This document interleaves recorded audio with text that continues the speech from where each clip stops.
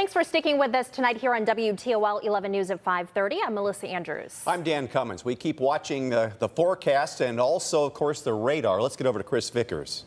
Yeah, Chris, you are tracking these storms as they move into the area. We know there are watches out there and now a warning. What's the latest? Yeah, warning still down there in Defiance County, and several storms are getting very close to perhaps marginally severe at this point. Widespread storms are going to be working through the area. Really hefty storms just over Lake Erie up into Ontario. But let's get into the mix of where we do have active storm conditions. And I want to take you over toward Defiance County first. That is where severe thunderstorm warning actually now has just been trimmed back. It is now down into Paulding County.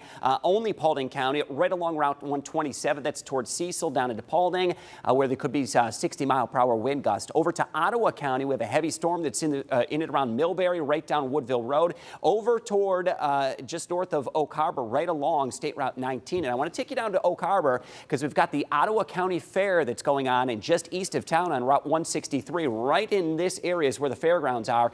So there's some dangerous lightning and perhaps some gusty winds very close to the Ottawa County Fair. So heads up if you're planning on heading out there this evening. Some storms just west of the Toledo Metro, western Lucas County out toward Assumption, down toward Swanton, back into Delta. These are non-severe at this point, but a really heavy downpour that's right around Archbold, extending up towards Sauter Village and down as far south as Ridgeville Corners. We do have a severe thunderstorm watch that's in effect for the entire area until 11 o'clock, and I do anticipate that strong storms will still be possible. They're producing high wind gusts and large hail. That's going to be our biggest threat. Wind gusts that could exceed 60 to 70 miles per hour. Hail in some instances up to 2 inches, and while it's a lower risk, still can't rule out the threat of an isolated tornado. Good news is tomorrow, much quieter, back into the lower 80s with partly sunny skies. We'll preview that weekend forecast. That will be coming up. Melissa, back over to you.